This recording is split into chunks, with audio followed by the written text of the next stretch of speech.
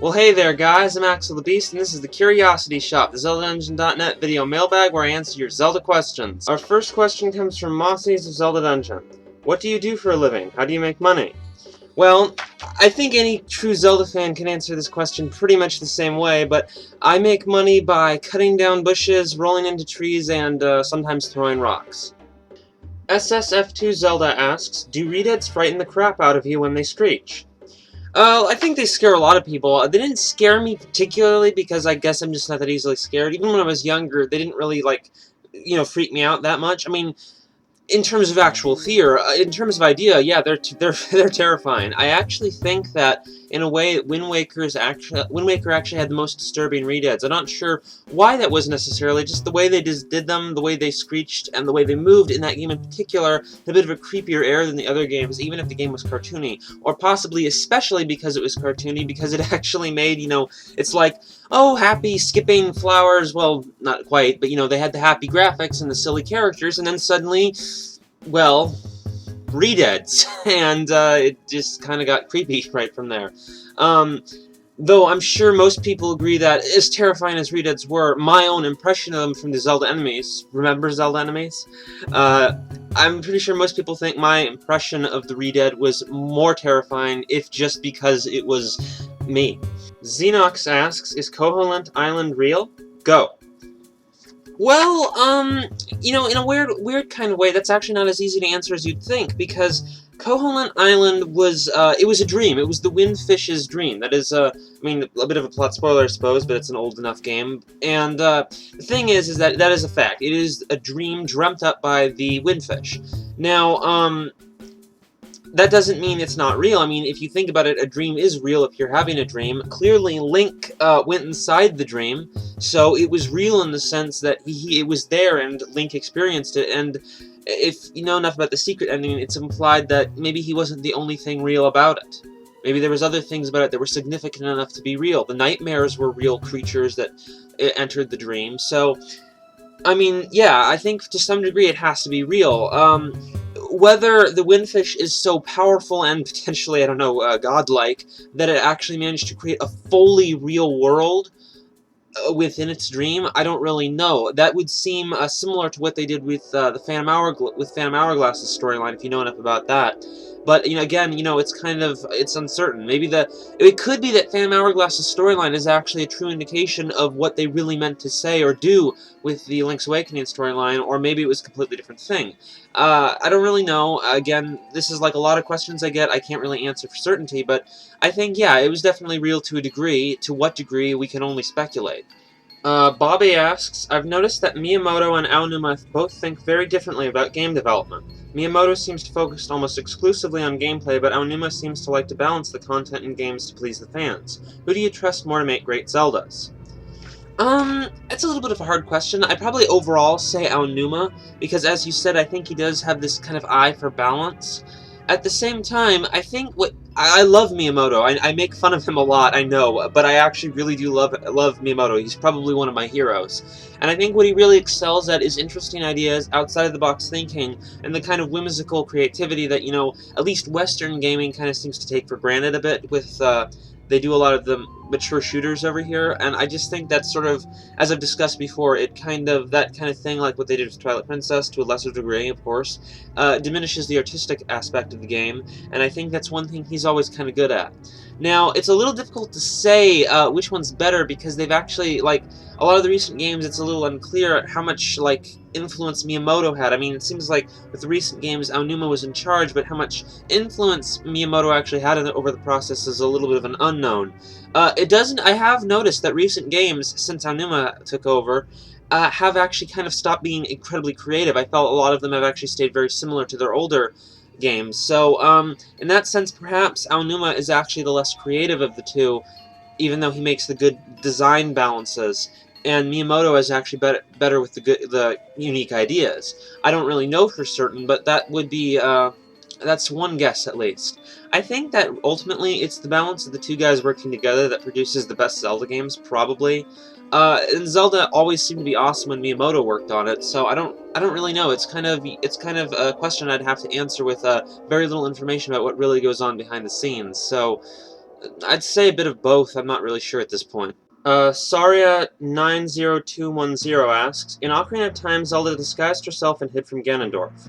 In every other Zelda game, Zelda just gets captured, and it seems like she doesn't do anything about it. Do you think Nintendo would ever bring back the idea of having Zelda disguise herself and hide from Ganondorf? What are your thoughts about having Zelda in disguise? Well, as with a lot of other questions I answer, I think that this is one of those things where just because they've done it doesn't mean they need to do it again, and it doesn't mean that they need to restrict themselves from doing it again. I think that having her in disguise is an idea that works well with certain kinds of storytelling and different, feels of the game.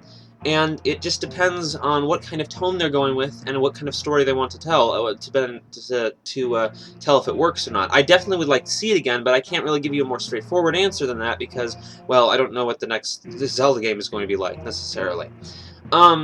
She's kind of been in disguise since then, though. In the Wind Waker, she was, she had another alias. That was more of a surprise, just as much a surprise to her as it was to Ganondorf, so I don't know if that counts. I wouldn't say that she doesn't do anything, though. I've constantly seen, elements where either she fought back or she helped you fight after she was rescued, etc. I wouldn't say she's actually much of a helpless damsel in distress in that way. But, yeah. Sparky asks, what is the main difference between Link's Awakening and Link's Awakening DX? Well, among a lot of differences about the game, there was a lot of minor differences. I actually consulted a list before answering this question just to make sure of some of it. There was a lot of minor changes, but some of the most important stuff I actually wrote down just so I could tell you specifically. They added the color function, the color graphics, of course. She did a lot of palette stuff with that and stuff like that. They added the color dungeon, which was an optional dungeon, and once you complete it, you actually get to choose a red or blue tunic. The blue tunic gives you extra defense, and the red tunic gives you extra attack power. They also added the camera, collecting photos minigame, side quest, and they did add some more dialogue, I believe. And other than that, they edited the secret ending to well, I won't spoil it for you, even though perhaps I've spoiled the ending of Link's Awakening already a bit, this mailbag, but I won't spoil any more. They edited the secret ending, and the stone slabs were changed to the owl statues to, resemble the owl character. And that's about it. As for the major stuff, again, there's a lot of minor changes. You can look it up for yourself if you look up, Link's Awakening DX and changes between the games. I recommend Zelda Wiki for that. But, yeah. Avia Rain asks, I recently decided to do a replay through the first two Zelda titles, and one of the features that I really liked was the magical key. In those games, small keys were not limited to dungeons, and you could potentially end up with extra keys after finishing a dungeon and use them in the next one. This feature seemed to disappear around A Link to the Past, if I'm not mistaken, but I know by Ocarina of Time you could only use the small keys you found in, say, the Forest Temple. What are your thoughts on having this feature revived? Do you think that it would add some sort of difficulty level to the games again? This is another feature that I think would be great to bring back in the right context. I don't think it's a crucial element that, defines the series, but it certainly adds extra depth, and as you said, difficulty. And I think adding it to a game to add that extra treasure hunting depth to the exploration element is a great idea. And I felt like, say, the Temple of the Ocean King kind of had a little bit of that vibe, even though it's not quite what you're saying, because you actually did get... I mean, it's the same dungeon, but given the design of the dungeon, it's a little bit different. You actually got keys that you didn't need to use when you were kind of expected to use them, and you could actually take them later in the dungeon to make things easier or get extra secrets. So, yeah, I think they brought it back a little bit there, and other than that, I think it's an idea that can work. It's not necessarily something that defines what has to be like Zelda, but I think it's a good idea to bring it back. I definitely think that was a fun idea, and I think that it's unnecessary for them to restrict it to only using them in the same dungeon. They can still do that sometimes, but I'd like to see some variety, especially in dungeon design. I always like the idea of unique ideas for dungeons. Last question, NMG asks, do you think they need to take more time to make new characters? They've been reusing the same character designs for different characters constantly, and sometimes they don't even give them a real name. Well, as for the real name, a lot of characters that are unimportant don't really have names. That's no surprise. That happens in any video game or really any story, no matter what.